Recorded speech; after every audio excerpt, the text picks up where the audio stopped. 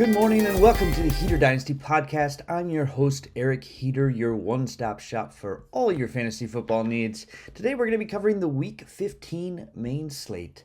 And this is the first one in a long time where we have 13 games where we have to digest. So that puts an interesting little twist on it. But like always, I think we're just going to focus in on the top 5 and then maybe sprinkle in a couple other value plays outside of that. But before I jump ahead of myself too quickly, if you are interested in getting this template as well, you can go to my Etsy or you can go to my Patreon. On Patreon, I'm giving it away for free this week. So get there. You can get all the different slates. You missed the Thursday night already, but we've got the main slate. We've got a Sunday night football game, a Monday night football game. So yeah, that's right here. So right there, available to download. Obviously, like, subscribe, follow. Appreciate all those things, but I will end the infomercial there. We're going to jump in with the top 5 games that we should be looking at for this slate. I'm thinking mostly in terms of cash, but we're going to sprinkle in some tournament lineup advice as well. So starting with the top game of the week, it's at a 54.5 point over-under. The line is -6 points in favor of the Rams. The Rams are red hot right now, but they're going up against the Detroit Lions, who are no pushover themselves. So I definitely think this is going to be a game that everyone has their eyes on. There are some key pieces in that game. Obviously, you have Puka, you've got Amon-Ra, you've got Jahmyr Gibbs, all as players that are going to be carrying a lot of roster percentage. So we'll definitely be looking at that game. The next game is a little bit more under the radar, but I think this is a game that we can look at and can target while everyone else is looking at that Rams-Detroit game. And that is the Baltimore Ravens versus the Cincinnati Bengals. The Bengals had the Ravens number the first time that they met, but we'll see if they can do it again. They'll be without T. Higgins again, so it could be interesting. But the Ravens, if they have any hope of making the offseason, unfortunately, that's exactly where they're heading.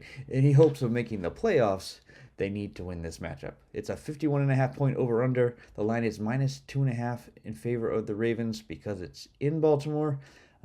But this one is going to be a good back-and-forth shootout, in my opinion. So key pieces there, Lamar Jackson, Zay Flowers, and then either or both, Isaiah Likely and Mark Andrews against the Cincinnati Bengals, who are, I guess, you'd say pass funnel defense, but really a tight end funnel defense. So the tight ends have really been succeeding against them. The question is, which one will it be? On the flip side of that, obviously you got Jamar Chase without T. Higgins, but the splits are kind of the same regardless of whether T. Higgins plays or not. So it's more the other pieces that we're interested in as well. Does Mike Gesicki get extra work as the tight end? Joe Burrow is obviously back, and he favors both Chase and Mike Gesicki, but I think also a couple cheap options, Mitch Tinsley in there or Andre Yoshevez. So it'll be a crapshoot to see who actually gets the targets. The next game we're targeting is the Buffalo Bills versus the Patriots. This is the other game that I think is sneaky that people are not looking at. Josh Allen stacked with Dalton Kincaid, bringing it back with Trevion Henderson. I think that's a lineup we're going to try to build later. And obviously, if you wanted to flip this script, say that Drake May, they win it, that would be acceptable too. Drake May with Kayshon Boutte, and then Hunter Henry, something like that, and then bring it back with James Cook. Lots of options. But yeah, it's a 49.5 point over-under, -1.5. So, I mean, we've got a ton of games here that are right at the 50 over-under mark. That's good. But it's a heavy slate. There's 13 games. Lots of variance could happen. Lots of volatility. So that's why I think we're going to focus in on these top 5 games. The next two that we're going to look at are the 46.5 point over-under between the Giants and the Commanders. You could go either direction here. cheap quarterbacks, Jackson Dart or Marcus Mariota. Both are reliable options, are going to have some points on the ground, and both defenses are abysmal. I think they're ranked 30th and 31st. So, yeah, there's that. And then the last game is the 44.5 point over-under game between the 49ers and the Tennessee Titans. This is a huge spread. It's a minus 12.5 in favor of the 49ers. And this would be more of a build where you think the 49ers just absolutely destroy. Or maybe the Titans keep it interesting. They've been playing a little bit better as of late. And maybe you get a couple key pieces, like some cheap pieces like Kamir DK or, yeah, I think that's about it. So, anyway, we will target that game as well. But when we're looking at this slate, I've already pre-made my player pool. The players that stick out the most to me for quarterback this week, I think the cash build is going to need to be another one of those pay down at quarterback builds and then try to fit in all of the stud receivers and running backs that you're trying to be able to fit in. So because of that, I think Marcus Mariota is the best option. He's cheap. He's only 5K. He has a very good floor, and honestly has been running the offense pretty well under Cliff Kingsbury. Unfortunately, better than Jaden Daniels. Not that I think he is better than Jaden Daniels. It's just something is working. The chemistry is there. The last time we had Terry McLaurin in with him, he and Marcus really connected well. So I think that's a key piece that we can focus on in a little bit. And like I said, the Giants defense is so bad that they're both going to score. And because of that, if you wanted to do the flip side of this, Jackson Dart is also a very viable option. He's a little bit more expensive. That's the only reason I have him ranked below Marcus Mariota, because he's 5,600 versus 5,000. But yeah, I think these two are going to be very popular in cash. The next one is another cheap option. It's CJ Stroud. I personally don't like this one, but it's because he's so cheap. 5,200. He's going up against Arizona. It's going to be a game where they need to score a little bit. Arizona's defense is not great, but their offense has been able to work fairly well under Jacoby Brissett. But all that to say, I don't think this is a Jacoby Brissett week. I know we've been relying on him recently, but I think it's time that I think that Texans defense is no joke, and I don't think they're going to be able to perform the same way. The last option on here is more of a tournament option, but Lamar Jackson is being overlooked. He's been crappy all season until last week. He's kind of started to put it back together. I think he's finally healthy, and he's going up against the Bengals in a game where they have to win. So he's the one that I put in here. Some honorable mentions, obviously, Shadur Sanders had the game of his life last week. You can see if he can do that again. You could go with Matt Stafford if you want to go into that uber popular game. I think he is a good target. He's just expensive, and rightfully so. He's been playing out of his mind. Another expensive option, Josh Allen or Drake May. So I definitely think in tournaments it might be worth flipping the build. If everyone's going cheap quarterback in cash, then who's to say that these expensive guys can't pay off at their tags? And with that low of a roster percentage, it's definitely worth looking into. But moving on to running backs. For running backs, we are going to put Christian McCaffrey in there. We're going to lock him into our lineups, and we're not going to think about it. It's literally, he's getting like 43% of their target share of the entire offense. And Jahmyr Gibbs, another great option. I just don't know that you're going to be able to fit both of them. And because of that, I give the slight edge to Christian McCaffrey. My second option would be Woody Marks. He's really come into form. He's playing in a good game script against the Arizona Cardinals. And he's not that expensive. He's 5,600. So I think these two are going to be kind of a lock for cash. If you can do a 3 running back build and throw in Jahmyr Gibbs, more power to you. I don't see where the salary is going to be. But he is that third option for us. And then another option, if you're going in a different direction, more for tournaments, would be Derrick Henry. Once again, going against the Cincinnati Bengals. This is a great lineup for him, and in a game that they have to win. At wide receiver this week, I think you're going to kind of lock in these first two. You got Puka Nacua. You got Jamar Chase.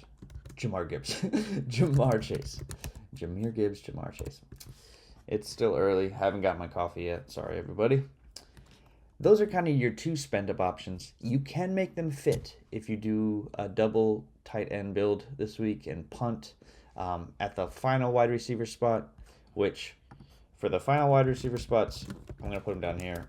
I think Jack Besh is a good punt option. I think Mitch Tinsley of the Bengals is a good punt option. Obviously, I wouldn't put him and Jamar in the same lineup, so there's that. If you only want to go with one of these guys, that's also fine. And do more, I think Nico Collins is the next best option as a wide receiver 1 for their team, and a cheaper option than these other ones so that you can do a more balanced build. The next person that I would throw in there is Jackson Smith-Njigba.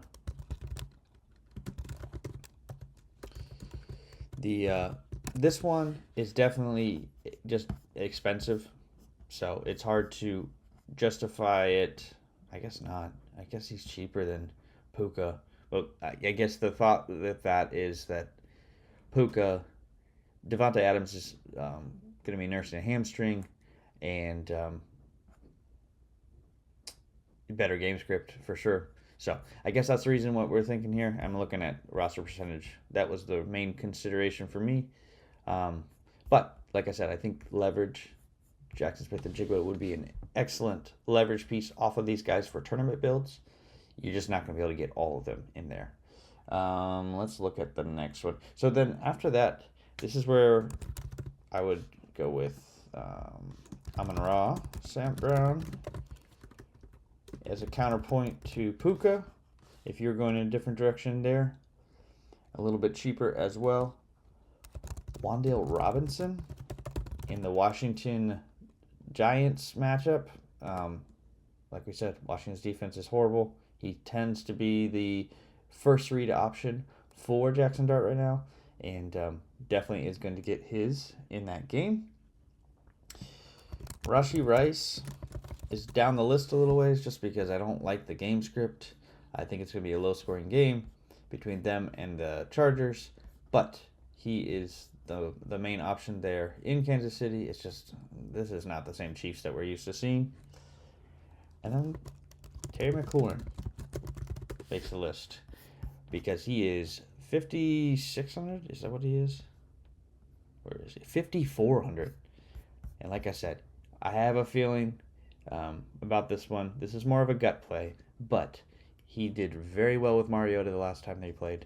Obviously, the last game, we're going to throw that out with the Vikings. That was just embarrassing, and I'm hoping that they bounce back. If not, this is the last week I'm playing any Commanders players this year. The season is a wrap. Let's move on to the offseason, but this is the last hope that maybe they can, against the Giants, figure something out. All right, so here at tight end, I think this is kind of the linchpin of this slate. I think you're going to have to play a 2 tight end build to make it work this week. I do think a lot of people are doing this, so I don't think you're going to be crazy to do it. I think you'll see a lot of this in your head-to-heads. But Harold Fannin is the one that I would lock in first. He's cheap. He's consistent. He's one of the best targets for Shedeur Sanders, and he's only 4K. Obviously, Trey McBride would be great, but we are trying to save some money here. Still at 7,400. Same with Brock Bowers. Great option, but they're going up against the Eagles. Kenny Pickett's the quarterback at 5,900. Of these top 3, I think Harold Fannin has the same target percentage. He has the same target percentage as Brock Bowers, and for the savings between him and Trey McBride, I would go with Harold Fannin. The real question is going to be who is that second piece, and this is where it gets interesting. I think you could go either Mark Andrews or Isaiah Likely. I'm going to go Mark Andrews in this matchup, but Isaiah Likely definitely could have a breakout game, so maybe flip the script in cash. And then my other 2 spend down options are Theo Johnson. and Mike Gesicki. So it's kind of choose your poison, but I think whatever fits between these guys, these are your people you should be looking at for cash. For tournaments, I think Dalton Kincaid is interesting. I think George Kittle is being overlooked a lot. Nobody's mentioning him. He's only at 4,500, and definitely is a great leverage spot. For cheap options, you have Gunnar Helm. But yeah, that's kind of where I'm looking at right now. For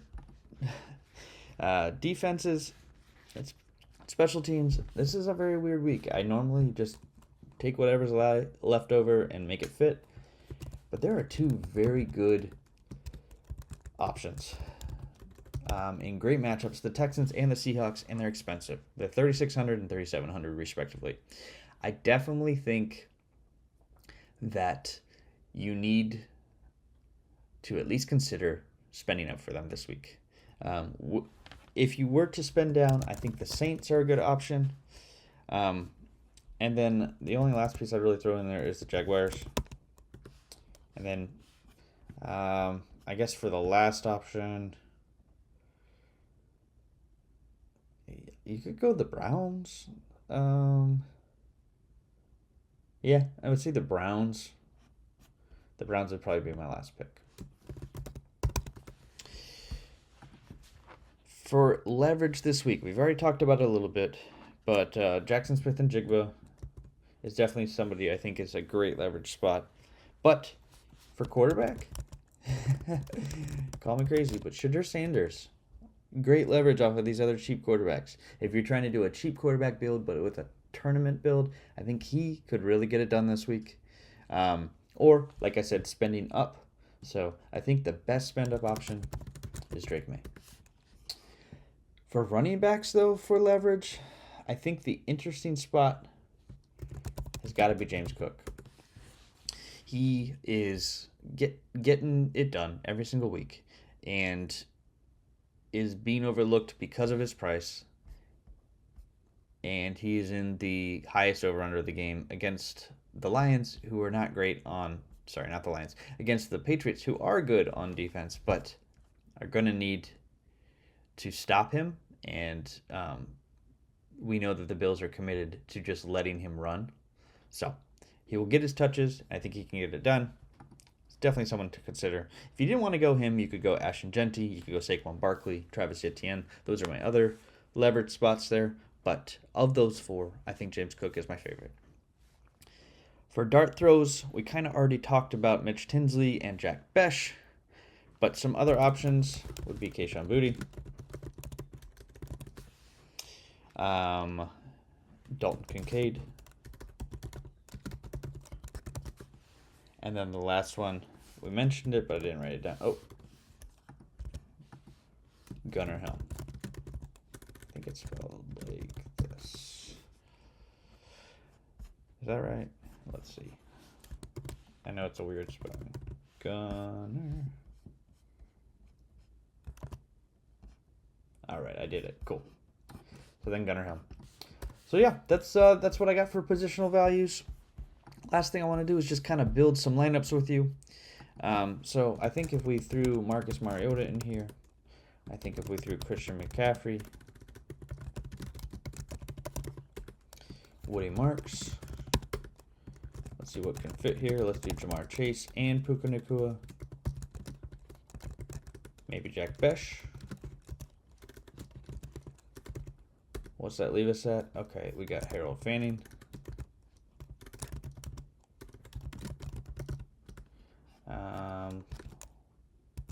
Seahawks. This is too tight. That's not going to work. All right, so Saints. And then at 3,900 for tight end is probably our option here. Oh, yeah, we'll do that. Throw in Mark Andrews. So, first look, I don't mind that at all. Yeah, that's not bad. Another option, if we were doing Jackson Dart build, Jackson Dart, we go Christian McCaffrey still. Woody Mark still. But at receiver, let's get a little different. Let's go Puka Nacua, Nico Collins, and we'll still put Jack Besh in there. Why not? What does that give us? Harold Finnan, Mark Andrews,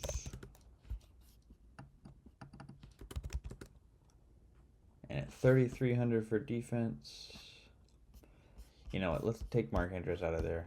I just want to see if we can do it with these expensive defenses. So then at 3,500, you could do someone like Theo Johnson. Oh, and then that would be interesting because you'd pair him with Jackson Dart. Yeah, I like that. How's that look? Where did I type that? Obviously not in where I thought. AQ. What the heck did I just do? Oh, just a random. Okay. Well, that was interesting. There we go. Sorry, my computer's lagging now. It doesn't like all the windows open. Theo Johnson. There we go. That's even better. So, those are two just examples of a cash build you could do. For tournaments, I think where I want to stack, I said I wanted to do a Matthew Stafford with Puka. And then I think the interesting piece here, I think you kind of want to double stack him. I know it's expensive, but Puka with Devontae Adams, and then you have to bring it back with another expensive piece. That's the real problem with this build. It's just really hard to do this. But if you went Jahmyr Gibbs, then went with the chalky Woody Marks. Let's go Jack Besh, Harold Fannin.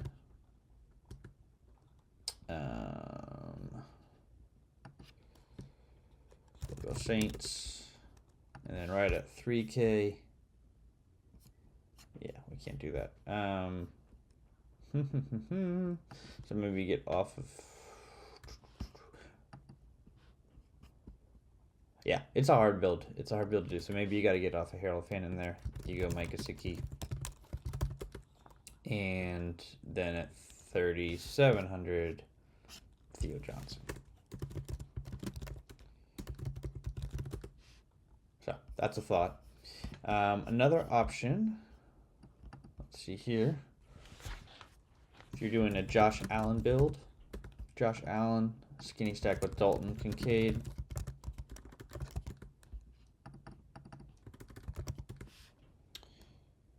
And bring it back with Trevion Henderson. Maybe throw in a Christian McCaffrey.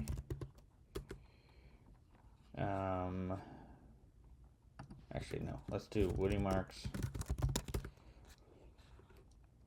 Let's do Kayshon Boutte. Let's make it a bigger stack. Let's also do, let's get pieces in that other game. Oh, let's do Jackson Smith and Jigba. Let's do that.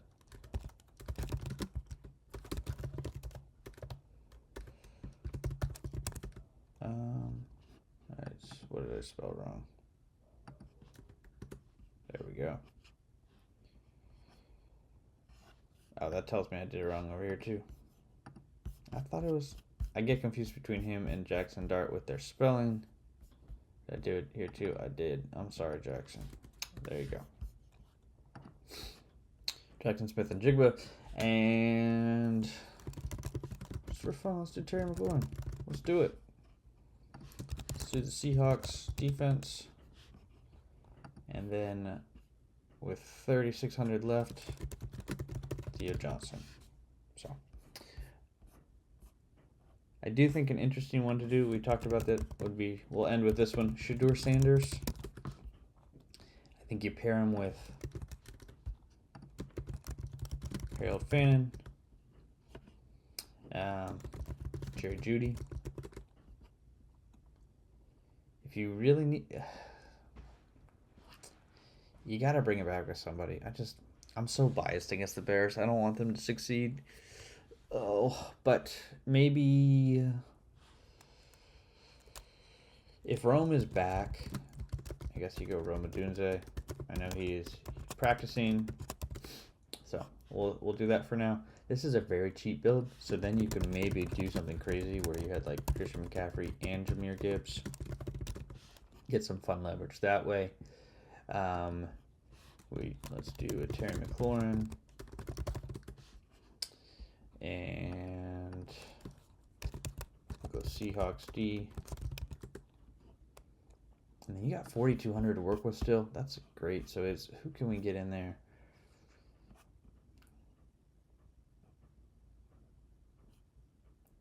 George Kittle at 5,400. I kind of want to figure out how to get him in there. So let's throw him in and figure out what else we got to move.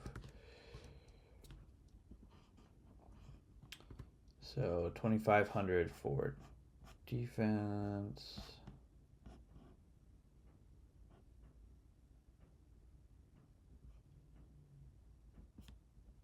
I think we got to go for 2,500 for defense. What do we have? We have that's the Saints, right? There you go. So those are just a couple ideas. I'll be thinking through some more. If I think of anything, I will tweet them and put them out there for you guys. But yeah, I hope this is helpful. Good luck this week. Hopefully you can cash, make some money, cover those holiday purchases. But we'll see you soon.